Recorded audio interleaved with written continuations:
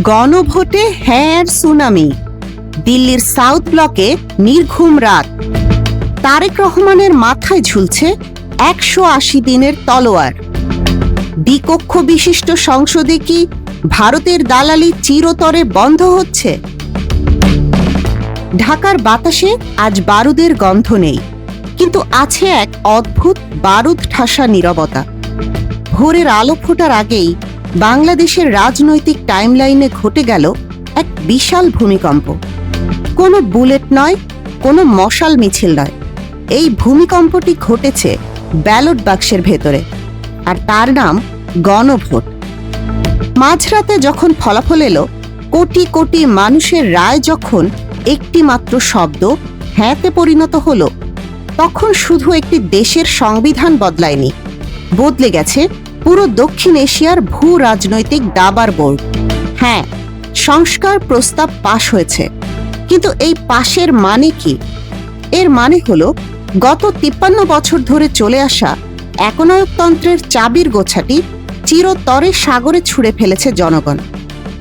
BNP সরকার গঠন করেছে, তারেক রহমান মসনদে বসেছেন, বাইরে উল্লাস, কিন্তু ভেতরে ভেতরে এক অজানা দম বন্ধ করার সমীকরণ।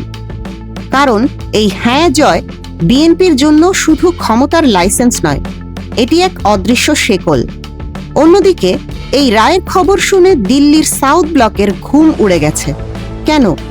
কারণ স্বাধীন বাংলাদেশের জন্মলগ্ন থেকে যে প্রতিবেশী পরাশক্তি আমাদের দুর্বল প্রতিষ্ঠানগুলোর ফায়দা লুটেছে, আজকের এই হ্যাঁ ভোট তাদের দাদাগিরির কফিনে শেষ পেরেক। আজ আমরা ডিকোড করব কি হতে যাচ্ছে আগামী ১৮০ দিনে।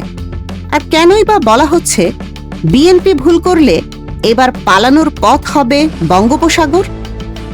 একটু পেছনের দিকে তাকাই। আমরা এতদিন কেমন সরকার দেখেছি?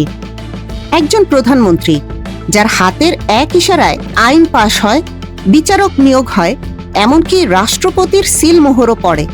কিন্তু গতকাল রাতের গণভোট সেই সুপার প্রাইম মিনিস্টার বা সর্বময় ক্ষমতার অধিকারীর যুগ শেষ করে দিয়েছে। বিএনপির হাইকমান্ড আজ এক অদ্ভুত দ্বিধায়। তারা ক্ষমতায় এসেছে ঠিকই, কিন্তু তাদের হাত পা এখন আইনি শৃঙ্খলে বাঁধা। মির্জা ফখরুল কিংবা সালাউদ্দিন আহমেদরা মুখে যতই উচ্ছ্বাস দেখান না কেন, তারা জানেন এখন আর চাইলেই দলীয় লোক দিয়ে পিএসসি বা নির্বাচন কমিশন ভরিয়ে দেওয়া যাবে না। মন্ত্রী বানাতে হলে লাগবে সংসদীয় কমিটির ক্লিয়ারেন্স। যে কোনো আইন পাশের আগে তা আটকে যেতে পারে উচ্চকক্ষে। এই যে ক্ষমতার ভাগাভাগি, এটি বিএনপির জন্য এক বিশাল মনস্তাত্ত্বিক পরীক্ষা। তারা কি পারবে নিজেদের এই নতুন চেক অ্যান্ড ব্যালেন্স বা নিয়ন্ত্রণ কাঠামোর সাথে মানিয়ে নিতে, নাকি ক্ষমতা কুক্ষিগত করার পুরনো নেশা তাদের আবার পেয়ে বসবে? বিশ্লেষকরা বলছেন বিএনপি এখন এক সোনার খাঁচায় বন্দী। জনগণ তাদের রাজদণ্ড দিয়েছে ঠিকই, কিন্তু সেই রাজদণ্ডের ওপর বসিয়ে দিয়েছে অসংখ্য সিসিটিভি ক্যামেরা। এবার চোখ ফেরানো যাক মানচিত্রের ওপারে। গণভোটের রায় আসার পর দিল্লির সাউথ ব্লকের অন্দরমহলে নাকি এক জরুরি বৈঠক চলেছে ভোর পর্যন্ত। ভারতের অস্বস্তির কারণ কি? কারণ একটাই, বাংলাদেশ এখন আর তাদের স্ট্র্যাটেজিক ডেপথ বা হাতের পুতুল থাকছে না। ভারতের দীর্ঘদিনের পলিসি ছিল বাংলাদেশের প্রতিষ্ঠানগুলোকে দুর্বল রাখা এবং একটি নির্দিষ্ট দলের ওপর ভর করে পুরো রাষ্ট্রযন্ত্র নিয়ন্ত্রণ করা। একটা সময় ছিল যখন দিল্লির একটা ফোন কল বা একজন কূটনীতিকের চোখের ইশারায় ঢাকার নীতি বদলে যেত, কিন্তু সেই রিমোট কন্ট্রোল এখন অকেজো। কেন? কারণ দ্বিকক্ষ বিশিষ্ট সংসদ বা বাইক্যামেরাল লেজিসলেচার। কল্পনা করুন পরিস্থিতিটা। নিম্নকক্ষে হয়তো বিএনপির মেজরিটি আছে। ভারত ভাবল তাদের ম্যানেজ করে একটি অসম চুক্তি পাশ করিয়ে নেবে, কিন্তু সেই বিল যখন উচ্চকক্ষে যাবে, সেখানে বসে আছেন সুশীল সমাজ, পেশাজীবী, আনুপাতিক হারে নির্বাচিত ছোট দলগুলোর প্রতিনিধিরা। তারা সেই বিলে ভেটো দিয়ে দেবেন। অর্থাৎ রাষ্ট্রপতির ক্ষমতা বৃদ্ধি এবং দ্বিকক্ষ সংসদের এই নতুন মডেলে ভারত সরাসরি হস্তক্ষেপের কোনো ফাঁকফোকর পাচ্ছে না। ভারতের কাছে এই গণভোট তাই কোনো সাধারণ নির্বাচন নয়, এটি তাদের ভূ রাজনৈতিক আধিপত্যের ওপর এক সরাসরি সার্জিক্যাল স্ট্রাইক। তবে এই পুরো রাজনৈতিক নাটকের সবচেয়ে শ্বাসরুদ্ধকর অংশটি হল একটি নির্দিষ্ট সময়সীমা। জুলাই সনদে স্পষ্ট বলা আছে, সংবিধান সংস্কার পরিষদকে মাত্র 180 কার্যদিবসের মধ্যে সমস্ত সংস্কার প্রস্তাব বাস্তবায়ন করতে হবে। এটি কোনো অনুরোধ নয়, এটি একটি আল্টিমেটাম। বিএনপির নতুন মন্ত্রীদের শপথের কালি শুকানোর আগেই তাদের টেবিলে রাখা হয়েছে এই 180 দিনের টাইম বম্ব। এই 6 মাস তাদের জন্য অগ্নি পরীক্ষা। একদিনের আলসেমি মানে রাজনৈতিক মৃত্যু, 1 সপ্তাহ দেরি মানে বিরোধীদের রাজপথে ফিরে আসা, আর 1 মাস দেরি মানে সুযোগ বুঝে বিদেশি শক্তির আবার নতুন করে নাক গলানো। যদি বিএনপি এই সময়ের মধ্যে সংস্কার করতে ব্যর্থ হয়, তবে কি হবে? সাংবিধানিক শূন্যতা তৈরি হবে, আর রাজনীতিতে শূন্যতা মানেই দুর্যোগের ঘনঘটা। বিএনপির নেতাদের এখন আক্ষরিক অর্থেই ঘড়ির কাঁটার সাথে পাল্লা দিয়ে দৌড়াতে হবে। তাদের সামনে এখন কোনো হাইওয়ে নেই, আছে শুধু মাইন বিছানো পথ। আর এই পুরো ইকুয়েশনের সবচেয়ে বড় ফ্যাক্টর কারা? জেনজি।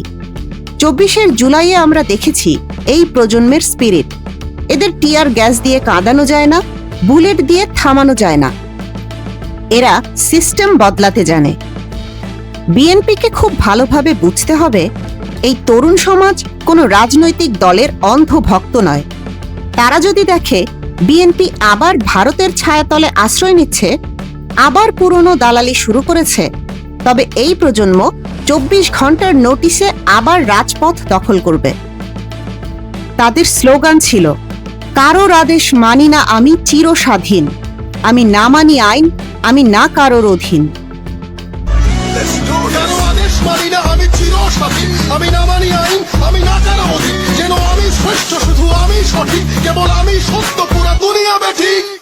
এই কালেকটিভ বা সামষ্টিক বিপ্লবী আজ ভারতের দুঃস্বপ্ন এবং যে কোনো স্বৈরাচারী চিন্তার জম। কারণ বাংলাদেশের তরুণ প্রজন্মকে আর দাস করে রাখা যাবে না। এদের গুলি করেও থামানো যাচ্ছে না। গুলি করলে একটাই যায়, বাকিরা দাঁড়িয়ে থাকে। বাংলাদেশের জেনজি এখন শাহাদাতের তামান্না করে। তারা দেশপ্রেমী, তারা দেশের স্বাধীনতা রক্ষার্থে সদা জাগ্রত। অতীতের সরকার ভুল করেছিল, তারা পালিয়ে দিল্লিতে আশ্রয় নিয়েছিল। কিন্তু এবার যদি বিএনপি জনগণের সাথে বেইমানি করে, তবে দিল্লিতে পালানোর সেই রুট আর খোলা থাকবে না। তাদের শেষ গন্তব্য হবে বঙ্গোপসাগর। এই কঠোর সত্যটি এখন বঙ্গভবন থেকে নয়াপল্টন সবার জানা। রাতের ঢাকা এখন শান্ত, কিন্তু এই শান্তির আড়ালেই রচিত হচ্ছে আগামী 5 দশকের বাংলাদেশের ভাগ্যলিপি। বিএনপি নেতাদের সামনে ছড়ালো মানচিত্র। তারা কি পারবেন এই 180 দিনের চ্যালেঞ্জ জিততে? তারা কি পারবেন ভারতের অদৃশ্য ছায়া থেকে দেশ মাতৃকাকে পুরোপুরি মুক্ত করতে? পরীক্ষা শুরু হয়ে গেছে। এই পরীক্ষায় ফেল করার কোনো অপশন নেই, কারণ বাংলাদেশ নামের এই রাষ্ট্রটি আজ জেগে উঠেছে এবং সে আর কখনোই কারো দাসত্ব মেনে নেবে না। সংবিধান সংস্কারের মেগা প্রজেক্ট, 180 দিনের কাউন্টডাউন এবং ভূ রাজনীতির প্রতিটি গোপন চাল জানতে চোখ রাখুন আমাদের চ্যানেলে। এতক্ষণ দেখছিলেন ইকো অফ বাংলাদেশ। প্রতিদিনের এমন নিউজ আপডেট পেতে সাবস্ক্রাইব করুন আমাদের চ্যানেল, সেই সাথে অন করে রাখুন বেল আইকন।